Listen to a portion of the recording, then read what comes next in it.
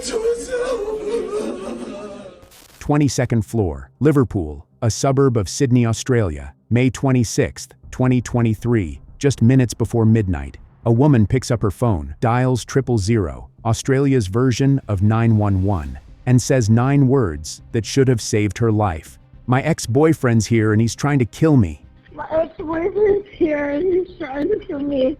89 seconds. That's how long the call lasted.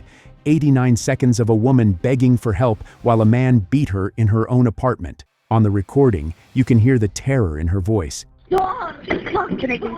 Capital City. She's not calm. She's not composed. She's fighting for her life while trying to communicate with a dispatcher who's supposed to send help. She gave the dispatcher her street address. She told them he was stealing her money. She told them he was bashing her. She was giving them everything they needed to save her. And then, the line went dead. "Give me my money. Give me my money." Yeah, my Need ex-husband's stealing my money from my house and she's bashing me. What address do you need police to go to, please? It's 10 Norfolk Street, Liverpool. Now here's what I need you to understand. This wasn't a dropped call. This wasn't a technical glitch. Police got that call. They had her address. They knew a woman was being beaten. They knew, because she explicitly told them, that someone was trying to kill her. She said the words, "He's trying to kill me." Not, "We're having an argument." Not, "Things are getting heated." She said, "Kill." She used that word. So how long do you think it took police to reach her? 5 minutes? 10? In an emergency where someone says they're being murdered, you'd expect cops to be there fast, right? Lights and sirens, racing through the streets, every second counts. How about 3 hours? Yeah, 3 hours. And when they finally got to her building, this massive apartment complex with hundreds of units, when they couldn't immediately figure out which apartment she was in, what do you think they did? Her name was Tatiana Dokhotaru. She was 34 years old. This is her story. To understand what happened that night, we gotta go back, way back, to Surrey, British Columbia, Canada. That's where Tatiana grew up. The kindest, sweetest, most loving and caring person. That's how people who knew Tatiana for years actually described her. Consistently, every single person who talked about her used words like that. She wasn't quiet. She wasn't shy. She was the kind of person who walked into a room and people noticed. Confident, stylish, ambitious.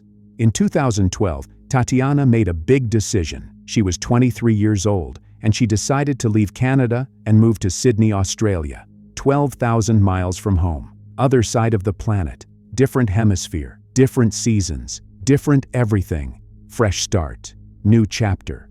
The kind of bold move that takes real courage.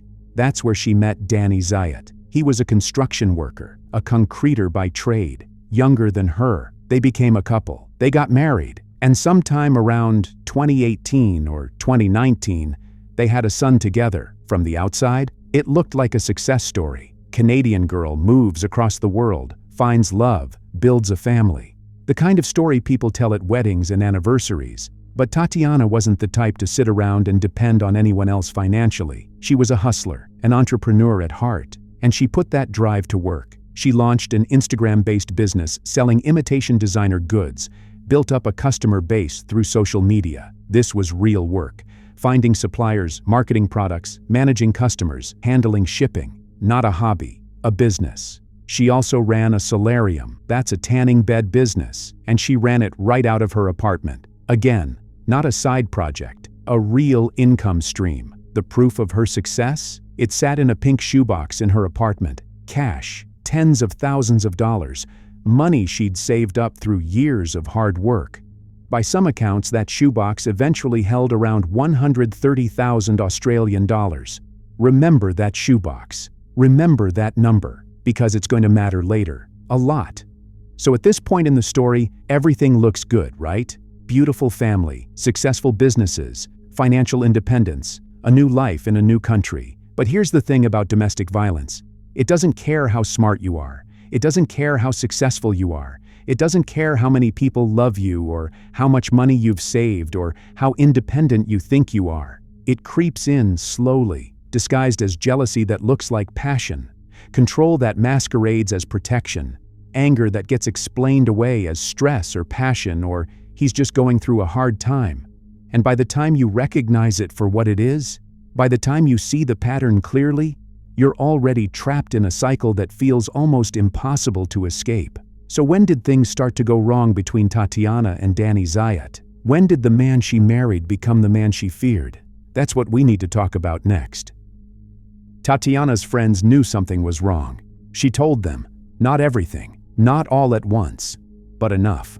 In April 2023, she sent a text to her friend Arian, describing what had happened the night before. He dragged me by my hair. He spat on me approximately 20 times. Through my phone, I was fighting him off. She kept typing. I tried calling the cops, but he said he'll kill me if I do. Read that again. He said he'll kill me if I do. She wasn't confused about what she was dealing with. She knew. She knew her life was on the line. It was absolute hell. My body is in shock. 3 weeks later, early May, another message to the same friend.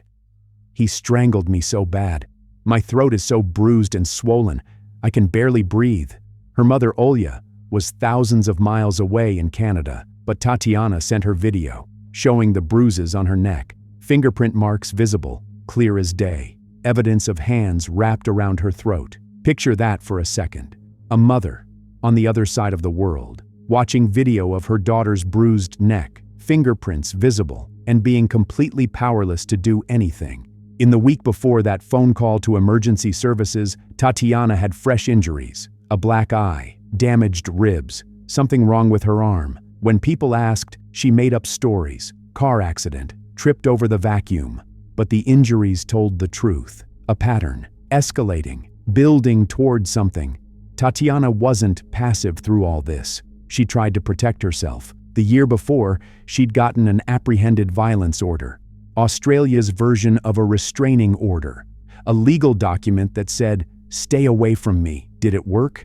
He ignored it completely. Even when Tatiana flew to Canada to visit family, the harassment followed her. Her mother and stepfather heard the phone calls, him screaming, threatening to kill her if she didn't come back, calling her things I won't repeat here.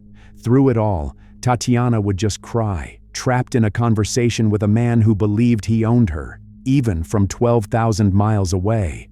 Her mother saw it clearly, sent her daughter a text that reads like prophecy now. This is not a man, and such people do not stop. She was right. So why didn't Tatiana leave? Why didn't she grab her son and fly back to Canada? Tatiana told her friend Amber the reason.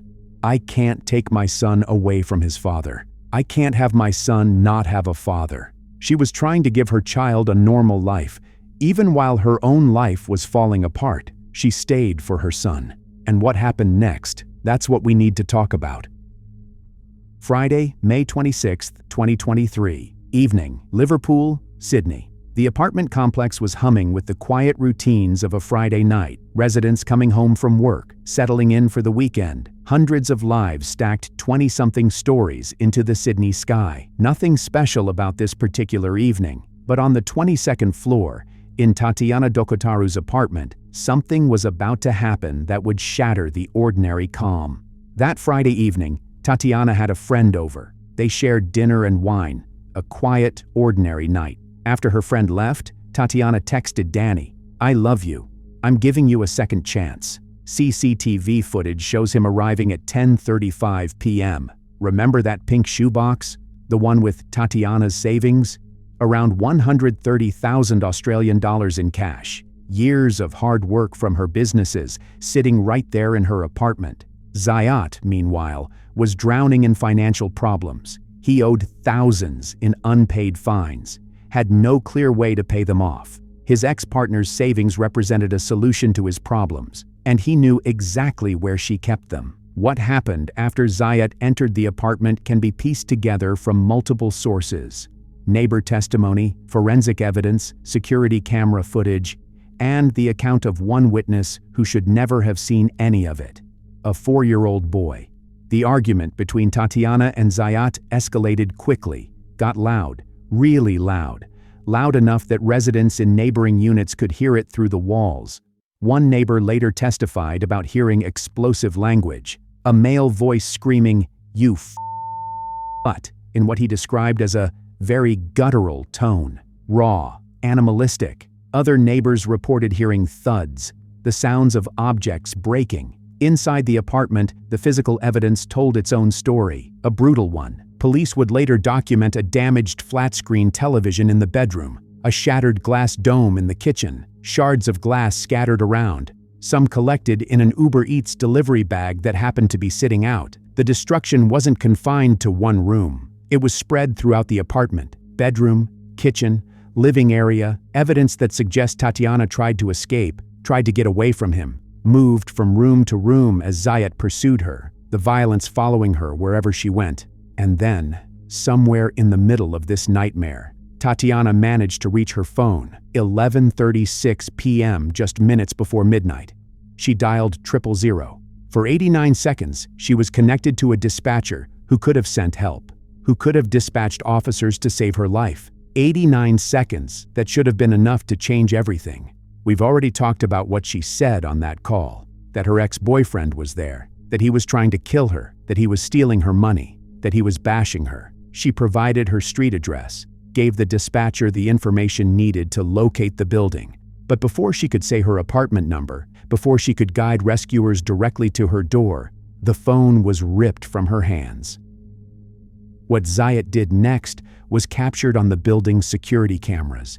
He walked to the balcony, and he threw Tatiana's phone into the darkness. The device plummeted to the ground below, was never recovered. In that moment, he severed her last connection to the outside world, her final lifeline to anyone who might have helped her. And then, the violence continued. At some point after the assault, Zayat fled the apartment. Security cameras captured him leaving the building. He appeared to be concealing something under his jacket. Prosecutors alleged that what he was hiding was Tatiana's cash, the contents of that pink shoebox, the savings she had accumulated through years of hard work. He had come for money, and he had taken it. But here's the detail that transforms this story from tragedy into something almost unbearable. Tatiana was not alone in that apartment. Her 4-year-old son was there. He witnessed his father's rage, heard his mother's screams for help, watched as violence unfolded in the place that should have been his safest haven. And when the violence finally stopped, when his father finally left, the boy was alone with his mother, a mother who would not wake up, no matter how hard he tried.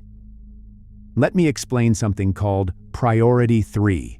In the New South Wales Police Dispatch System, emergency calls are classified by urgency. They get ranked, sorted, prioritized.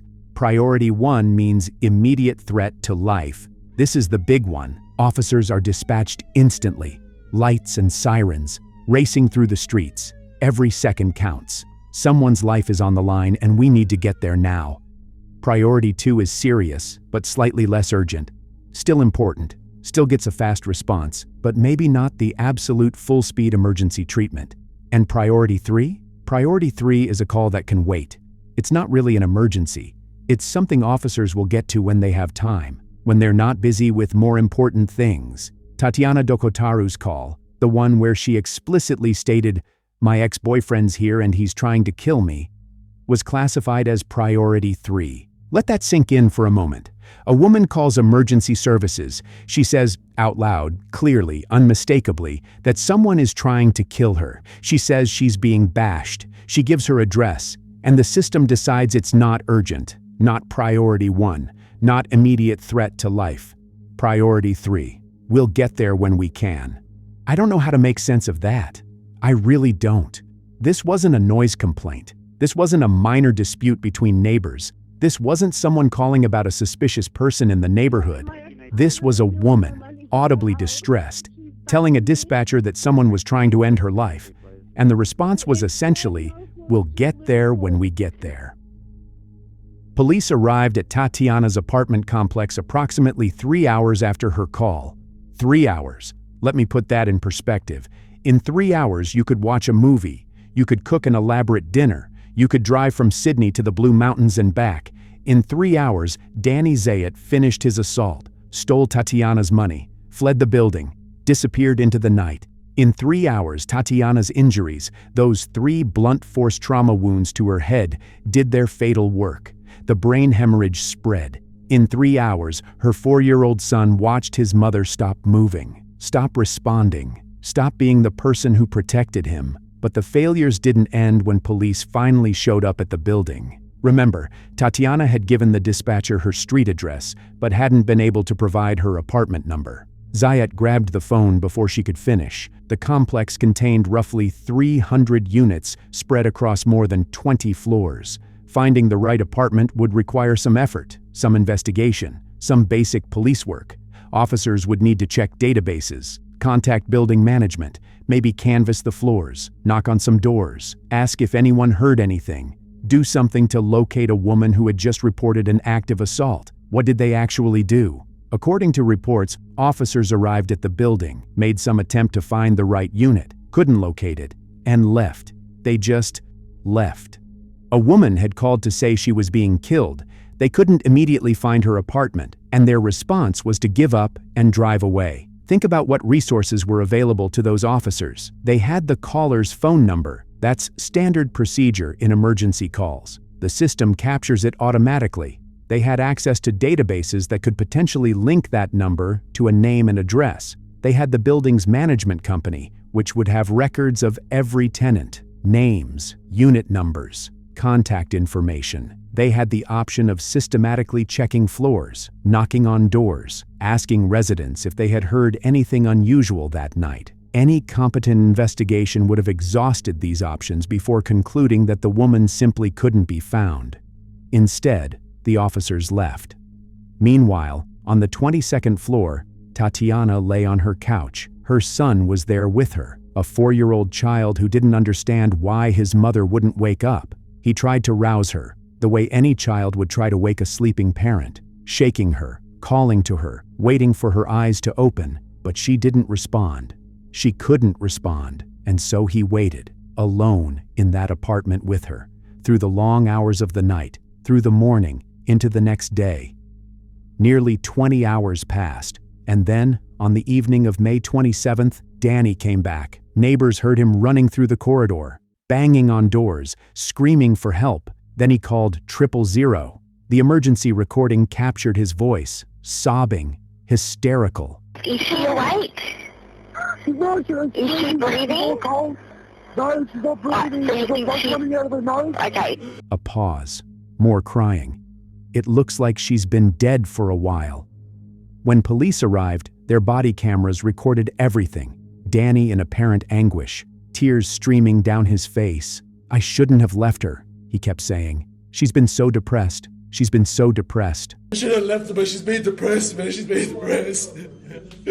She's been so depressed, I should have left her. I should have left her alive.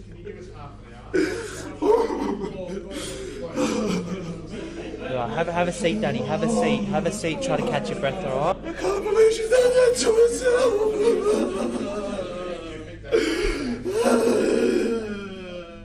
Already building his defense, already planting seeds. She was depressed. She did this to herself. Nothing to do with me. Prosecutors would later call these tears what they were.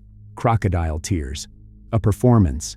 But there was one witness who saw through it immediately, his own son. When police interviewed the boy, he described his father's behavior with the simple clarity that only children have. Fake crying, he said. And then, he was crying, but he wasn't sad. The failures that night did not go unnoticed. These facts became public. Questions were asked. How could a woman call for help, give her address, say she was being murdered, and still die alone? Assistant Commissioner Stuart Smith announced that an investigation would be conducted into the police response. The Fairfield City Police Area Command would examine what went wrong, subject to independent review. A critical incident investigation was initiated to determine whether proper protocols had been followed. Although the answer is obvious, isn't it? Whether any officers faced disciplinary action remains unclear. What is clear is that the system failed Tatiana at every level. After the paramedics confirmed what everyone already knew, that Tatiana was dead, Danny didn't run. He didn't flee the country or disappear into the night. He did something smarter. He stayed, and he started telling a story. His version went like this. Tatiana was depressed, suicidal even. She drank too much, took pills, fell down in her intoxicated state, a tragic accident, nothing more. He was just the grieving ex-boyfriend who happened to find her body, the father of her child, devastated by loss. He told this story to police. He told it to anyone who would listen. In June 2023, investigators intercepted his phone calls and recorded him repeating the same narrative over and over. On one call, he talked about having a gut feeling that she was going to do something to herself. I had a gut feeling that something was going to happen, bro.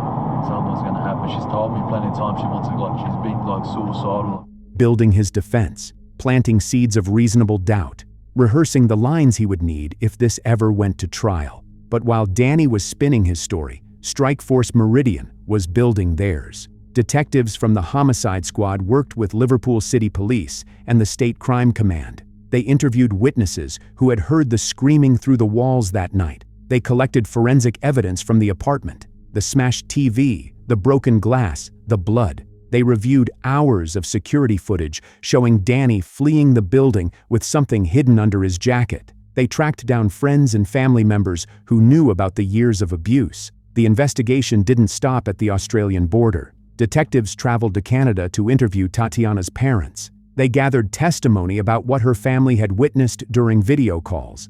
The bruises, the fear in her voice, the warnings they had given her that proved tragically prophetic. 3 months of investigation, 3 months of Danny repeating his lies while detectives quietly assembled the truth. On August 28, 2023, police found Danny at a residence in St. Clair, about 30 kilometers from where Tatiana had died. He was arrested without incident and transported to Penrith Local Court. The initial charges, 18 separate domestic violence offenses. But everyone involved knew this was just the beginning. The murder charge would come later, once prosecutors had assembled the full picture of what happened on the 22nd floor. Danny was denied bail. The court determined he was too great a flight risk, too significant a danger to let walk free. From that day forward, he would remain behind bars, watching as the case against him grew stronger. For Tatiana's family in Canada, the arrest brought some measure of relief, but it was just the first step in a legal process that would take more than 2 years to reach its conclusion. In October 2025, that case finally went before a jury in the New South Wales Supreme Court. Crown Prosecutor Alex Morris laid out the state's argument in clear, devastating terms. Zayat had deliberately inflicted one or more blows to Tatiana's head, with the intent to kill her or cause her serious bodily harm. Those blows, either alone or in combination with a fall during the struggle, had caused the fatal brain injuries that ended her life. This wasn't a tragic accident. This wasn't a situation that had spiraled out of control. This was murder, committed by a man who had been beating his partner for years, and who finally took the violence to its ultimate conclusion. The forensic evidence formed the backbone of the prosecution's case. A pathologist testified that Tatiana had died from a brain injury caused by blunt force trauma to her head. The examination revealed 3 separate impact sites, each consistent with being struck rather than with an accidental fall. The autopsy also addressed a potential defense argument before it could gain traction. While various substances were found in Tatiana's system, none of them had caused her death. The trauma killed her, nothing else. This testimony effectively shut down any suggestion that she had been intoxicated and had injured herself, or that drugs in her system had somehow contributed to her death. The crime scene itself told a story of violence that had ranged throughout the apartment. Witness testimony brought the pattern of abuse into sharp focus. Tatiana's mother, Olya, had traveled from Canada to face the man who had killed her daughter. She described the videos Tatiana had sent her, showing bruises on her throat, fingerprint marks visible where Zayat's hands had squeezed. She testified about the phone calls she had overheard during her daughter's 2022 visit to Canada. Calls filled with screaming, with threats to kill, with slurs so degrading they had to be partially redacted in court documents. Friends who had received Tatiana's desperate text messages took the stand to read those messages aloud. Against this mountain of evidence, Zayat's defense attempted to construct an alternative narrative. Through secretly recorded phone conversations captured by police in June 2023, Prosecutors revealed that Zayat had been telling people a very different story. He claimed Tatiana had a habit of taking pills and stumbling around intoxicated. He said she had expressed suicidal thoughts to him, that he had a gut feeling she was going to harm herself. This narrative suggested her death had been self-inflicted or accidental, that he was a grieving ex-partner being wrongly blamed for a tragedy he hadn't caused. Prosecutor Morris systematically dismantled this defense. He pointed out the obvious. Innocent people don't need elaborate cover stories. Innocent people don't immediately begin suggesting alternative theories for a death they had nothing to do with. The very fact that Zayat felt compelled to explain away Tatiana's injuries, before anyone had even accused him of causing them, demonstrated that he knew exactly what he had done and was trying to avoid accountability. Moreover, the forensic evidence made his claims medically implausible. 3 separate blunt force injuries to the head, causing fatal brain hemorrhage, simply don't happen when someone stumbles while intoxicated. Those injuries were consistent with being struck by another person, and no amount of storytelling could change the physical evidence. The trial lasted 2 weeks. When the evidence phase concluded and the jury retired to deliberate, they carried with them the weight of everything they had seen and heard, and they saw through Zayat's self-serving lies. When they returned their verdict after nearly 4 days of deliberation, they delivered a clear message. Tatiana Dokhotaru was not responsible for her own death. Danny Zayat was. Danny Zayat was convicted of murder. December 19, 2025, 6 weeks after the guilty verdict, Danny Zayat stood before Justice Desmond Fagan in the New South Wales Supreme Court to learn his fate. 24 years imprisonment, with a non-parole period of 18 years. The sentence was backdated to August 28, 2023, the date of Zayat's arrest. This means he will not be eligible to even apply for parole until 2041 at the earliest.